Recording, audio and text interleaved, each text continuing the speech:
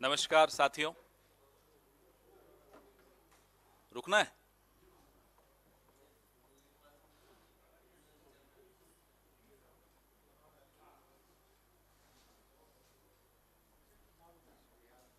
नहीं, वो उन्होंने हाथ दिखा रखा है ना, मना। नमस्कार दोस्तों। कल प्रधानमंत्री जी चुनावी दौरों पर थे। मध्य प्रदेश से शुरू करें हम।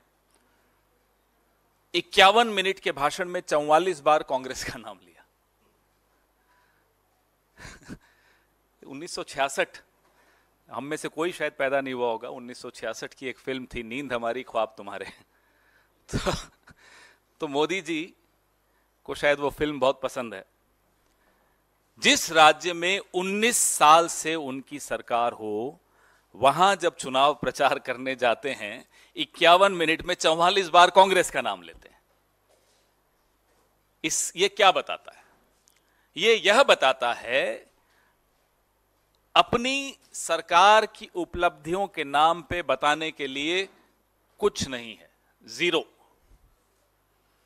जहां आप सत्ता में हैं वहां भी आपको कांग्रेस का सहारा लेना पड़ रहा है। यह आपकी राज्य सरकार की हालत है, यह आपकी केंद्र सरकार की हालत है। इसीलिए कहते हैं नींद हमारी ख्वाब तुम्हारे।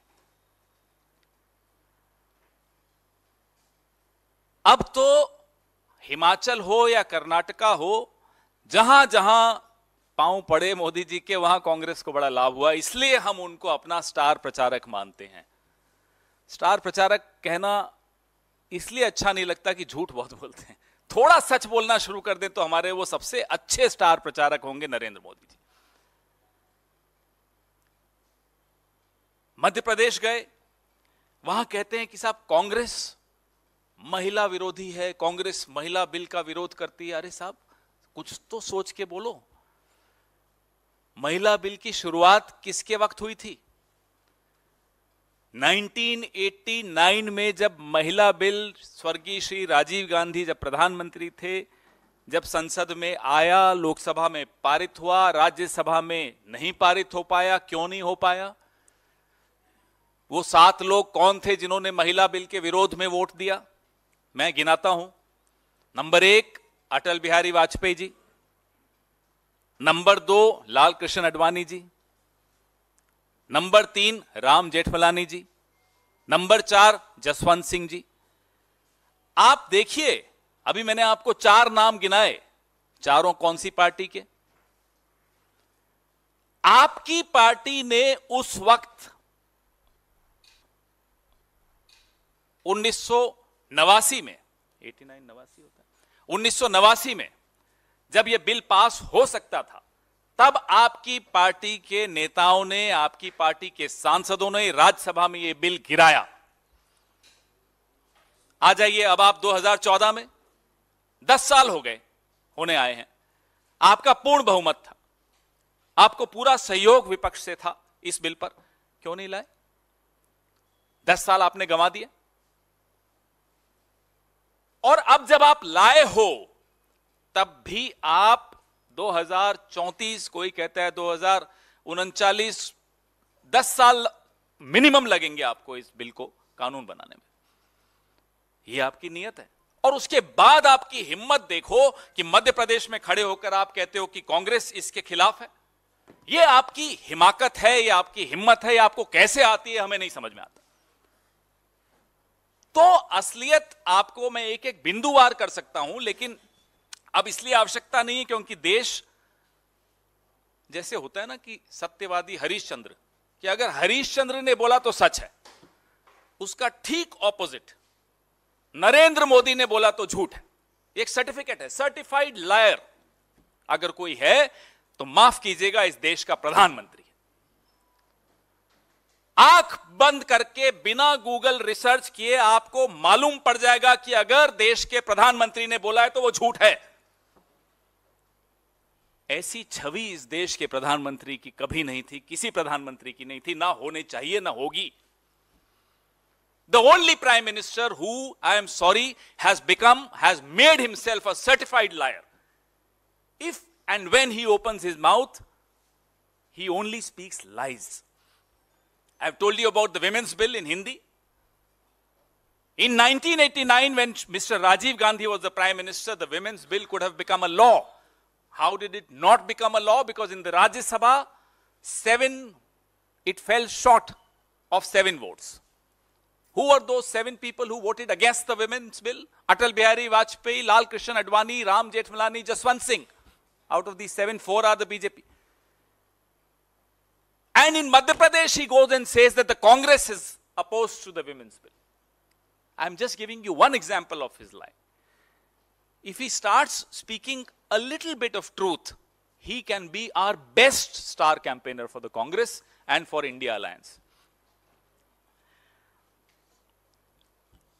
मध्य प्रदेश में मैंने आपको जैसा बताया 19 साल से सरकार इनकी, बीच में 15 महीने हमारी सरकार थी। उस 15 महीने में कमलनाथ जी की सरकार ने क्या क्या किया?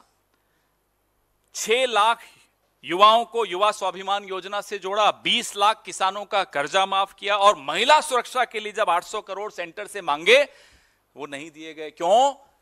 क्योंकि वो जो है ना, बिना एयरलाइंस का मंत्री, बिना एयरलाइंस का एविएशन मंत्री इस इतिहास में इस देश के एक ही है, उसको खरीदना था, उसके लिए पैसे चाहिए थे। इस देश में लॉकडाउन तक को डिले किया गया क्योंकि उस बिना एयरलाइन के मंत्री को खरीदना था। यह आपकी सरकार की, यह आपकी पार्टी की, यह आपकी मानसिकता की हकीकत है। और महिला बिल पे आप बोलते हो, जब आप बचपन में शाखा शाखा खेलते थे ना, तो कांग्रेस ने देश को एक महिला प्रधानमंत्री दी थी जो पाकिस्तान से लड़कर बांग्लादेश को आजाद करा रही थी। इसलिए आप कांग्रेस के सामने महिला बिल पर तो ना बोलें, महिला अधिकारों पे मत बोलिए। आप खेलिए बृजभूषण के साथ शाखा शाखा और करिए महिला अधिकारों पे चर्चा।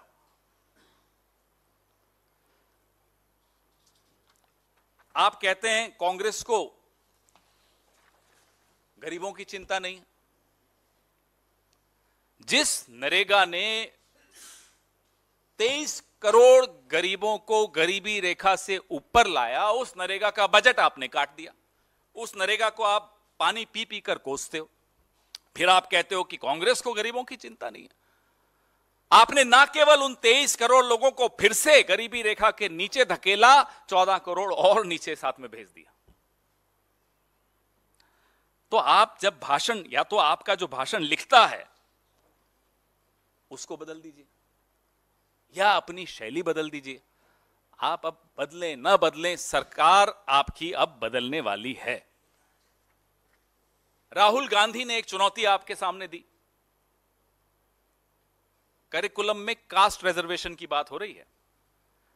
आपकी असलियत उस दिन समझ में आ गई जब संसद में एक्ट्रेसेस थी, राष्ट्रपति नहीं थी।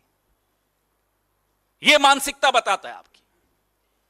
क्यों नहीं थी राष्ट्रपति? क्योंकि वो आदिवासी हैं। फिल्म एक्ट्रेसेस आएंगी संसद में, लेकिन राष्ट्रपति नहीं आएगी। तभी राहुल गांधी कहते हैं कि आप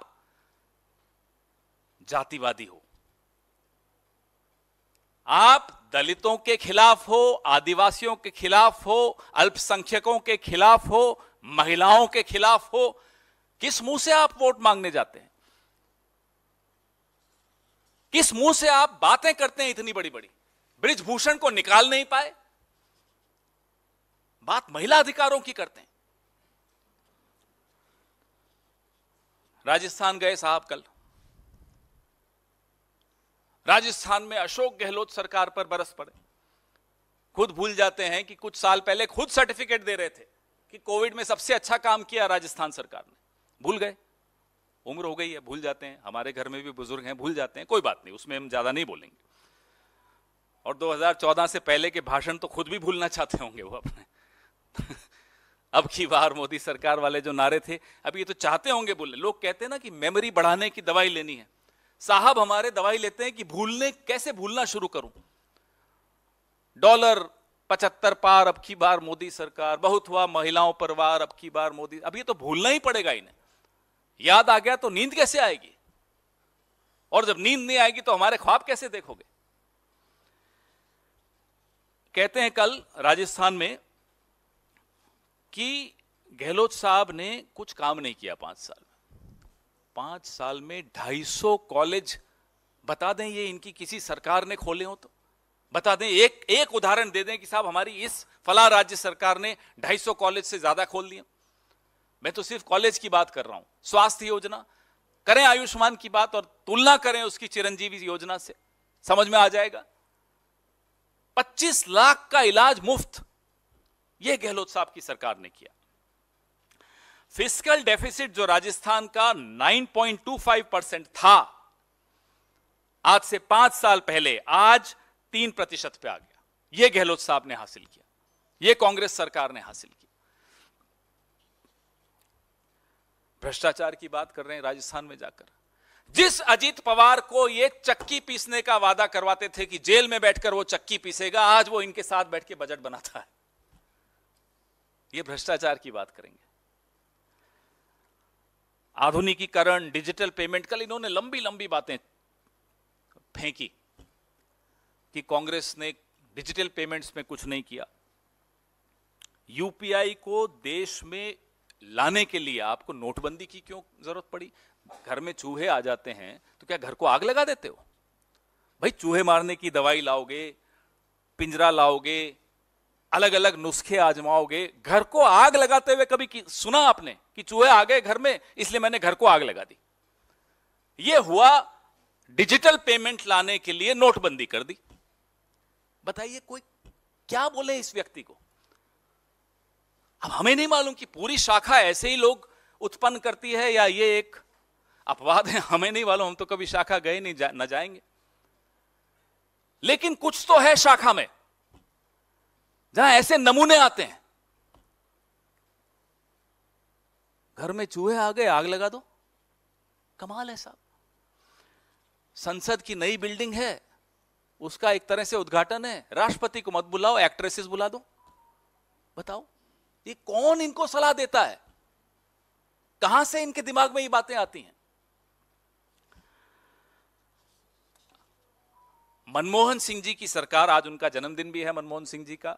भगवान उनको लंबी आयु दे, स्वस्थ रखे और उनका मार्गदर्शन हम सबको मिलता रहे। मनमोहन सिंह जी की सरकार थी। 60 करोड़ आधार कार्ड मनमोहन सिंह की सरकार ने बना दिए थे और आईएमपीएस सिस्टम बना दिया था। टेक्नोलॉजी तो कदम कदम बढ़ती है, स्टेप बाय स्टेप बढ़ती है। आज सारा श्रेय लेकर बैठे हैं महानुभाव। जब मनमोहन सिंह जी ने देश की बागडोर संभाली थी तब लैंडलाइन ज्यादा चलती थी। 15 रुपए प्रति कॉल मोबाइल पे होता था, मैंने भी इस्तेमाल किया है उस वक्त। 12 रुपए हुआ, फिर 10 रुपए हुआ। जाते जाते मनमोहन सिंह की सरकार 3G तक ले आई। ये बात करेंगे मनमोहन सिंह जी की सरकार की। तो जैसा कि मैंने आपको कहा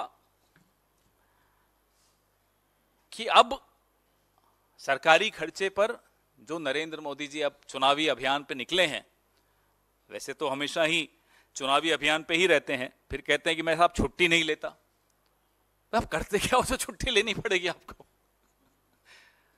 अपना भी मनोरंजन करते हो, देश का भी मनोरंजन करते हो, उसमें छुट्टी की क्या जरूरत पड़ी आपको? तो ये कहना कि छुट्टी नहीं लेते, चलिए हम तो खुश हैं कि आप जितना प्रचार करेंगे उतना हमारा खर्चा बचता है, हमें उतना कम प्रचार करना पड़ता है। आप ये करते रहिए और अपने गुरु मोहन भागवत से थोड़ी सलाह भी ले लीजिए, जिन्होंने बोला था कि महिलाओं को 4 दीवारी में कैद करना चाहिए। जरा उनसे भी पूछ लीजिए कि महिला आरक्षण पे उनका क्या सोच है, उनका क्या कहना है। एक हमें आग्रह आपसे करना है कि राष्ट्रपति को यथासंभव सम्मान देने की कोशिश कीजिए। मत ये याद रखिए, आपके दिमाग में जो है, आपके जहन में जो शाखा से आपने सीखा है कि वो आदिवासी हैं इसलिए उनको सम्मान नहीं देना, या वो महिला हैं इसलिए उनको सम्मान नहीं देना, ये गलत है। देश की राष्ट्रपति हैं, देश का गौरव है, उनको आप सम्मान देना सीखिए। आपके सवाल।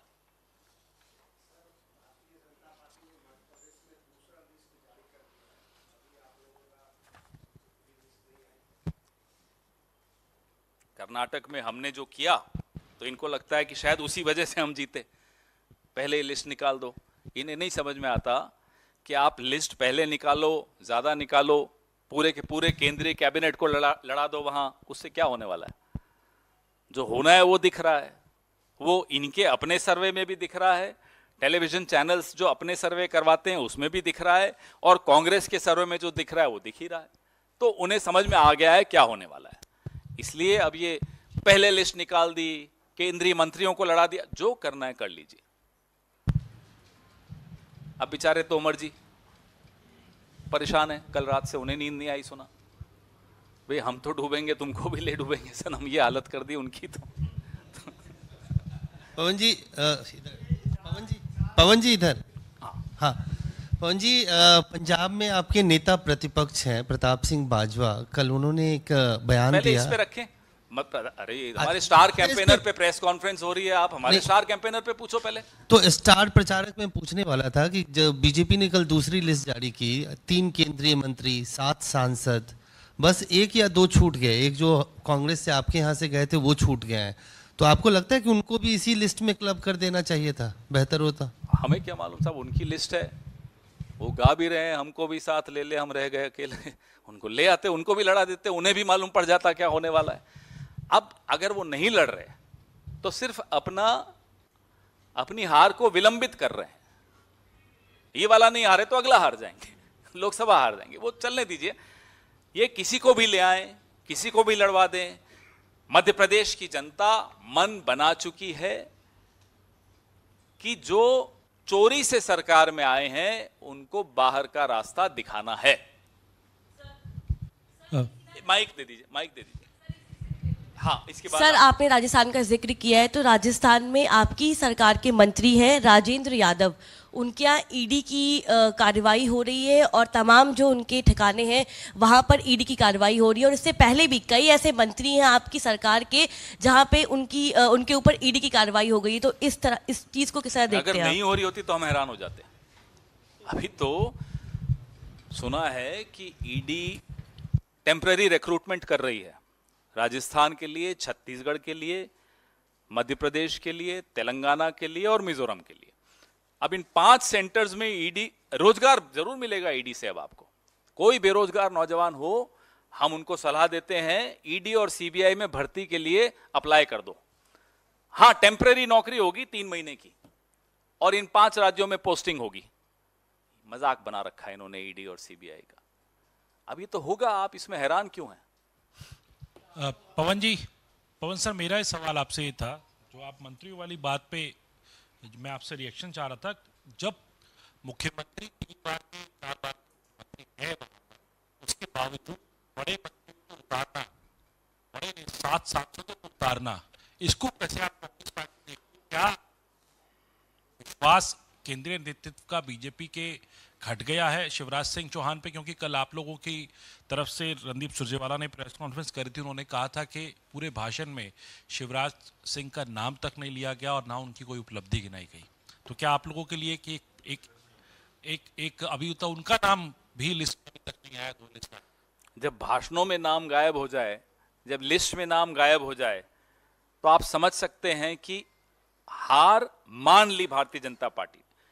आप अपने मुख्यमंत्री को अगर नाकारा साबित करने पर तुले हुए हैं सार्वजनिक रूप से, तो जनता उन्हें क्यों चुनेगी? जनता उन्हें वोट क्यों देगी?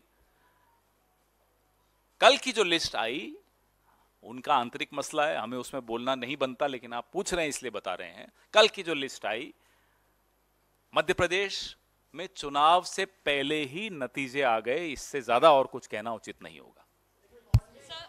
सर, लेकिन इससे क्या आपको लगता है कि माइक वाले सर, नर्वसनेस भी कहीं ना कहीं बीजेपी की दिखाई दे रही है, जिस तरीके से कैबिनेट मिनिस्टर्स को उतार दिया है, या फिर जो एमपीज हैं वो भी लिस्ट में उनका भी नाम शामिल है। और उसके अलावा अगर एनडीए की भी बात की जाए तो जिस तरीके से एआईएडीएमके ने टाइज अपने कट कर लिए हैं, और उसके अलावा जेडीएस की तरफ से भी जैसे रिबेलियन दिखाई दे रहा है, तो क्या एनडीए के लिए मुश्किलें बढ़ती हुई नजर आ रही हैं?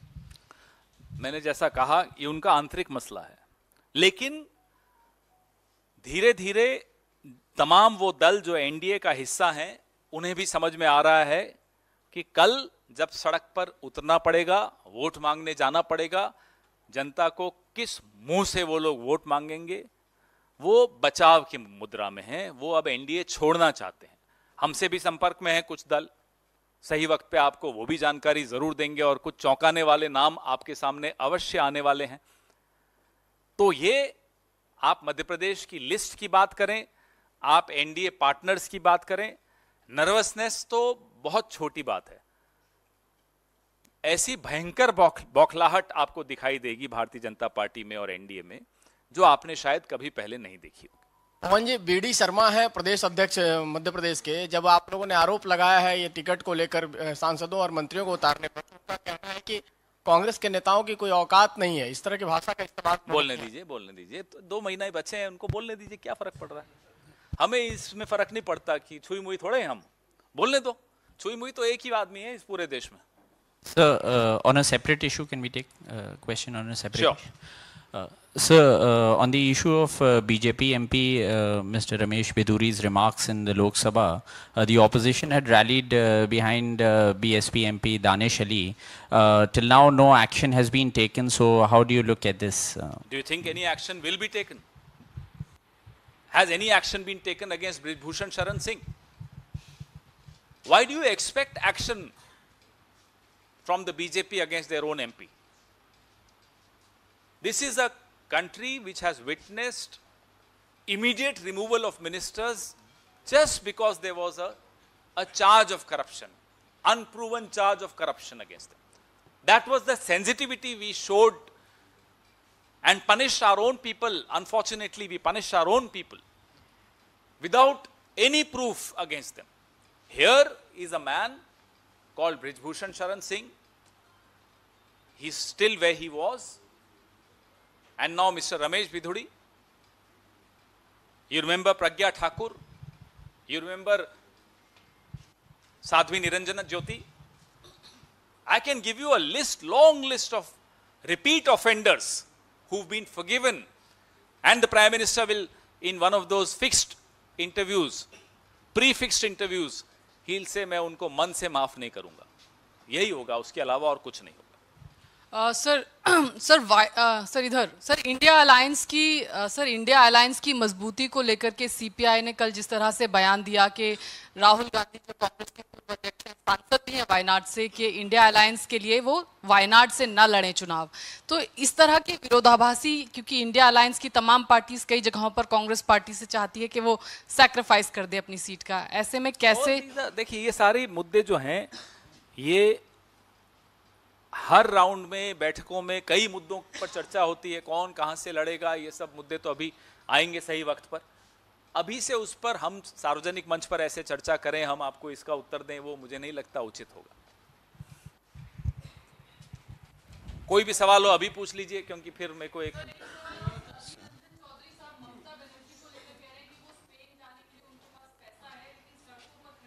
उस राज्य की क्या स्थिति है, उस पर हमारे पीसीसी प्रेसिडेंट ने क्या बोला, मुझे अभी उसका जानकारी अधिक नहीं है।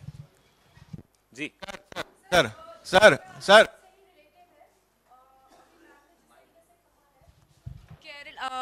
संजय राउत का एक बयान आया है जहां उन्होंने ये कहा है कि केरला और वेस्ट बंगाल 2 ऐसे स्टेट है जहां से निर्णय अलग से लिया जाएगा। जैसा मैंने कहा, इंडिया अलायंस में जो भी निर्णय होंगे, बैठक के बाद जो निष्कर्ष निकलेंगे, हर बैठक के पश्चात आप लोगों से मुखातिब होते हैं, आपसे चर्चा होती है, वो होगी। सर पवन जी असदुद्दीन ओवैसी साहब हैं, उनका कहना है कि कांग्रेस पार्टी मुस्कुराकर पीठ में छुरा घोंपती है और मुसलमानों की क्या हालत है कांग्रेस के राज्यों में आप देख सकते हैं, और बीजेपी आज नफरत इसलिए फैला पा रही है क्योंकि कांग्रेस पार्टी ने उसको स्पेस दिया। बहुत बढ़िया। टीम तो आज तक किसी ने कांग्रेस पर आरोप नहीं लगाया, इन्हीं पर लगते हैं सारे। राजा सिंह तो इन्हीं के इलाके से जीतता है, कैसे जीतने दिया जाता है? ये जो जुगलबंदी चल रही है ना, असद भाई की और नरेंद्र भाई की, ये सबको दिखाई दे रही है, सबको सुनाई दे रही है।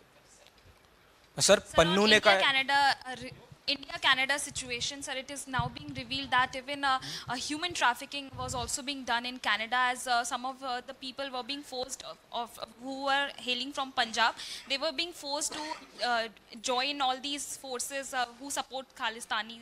No, Congress party is absolutely steadfast in its demand that the interests of India cannot be compromised under any circumstances. Our sovereignty, our unity, our integrity are non-negotiables. Sir Khalistani आतंकी पन्नू ने कहा है कि भारत को तोड़कर 3 देश बनाना चाहता है वो, जम्मू कश्मीर को अलग। जवाब मिल जाएगा। धन्यवाद। अब मैं भागूंगा, अभी कुछ नहीं करूंगा।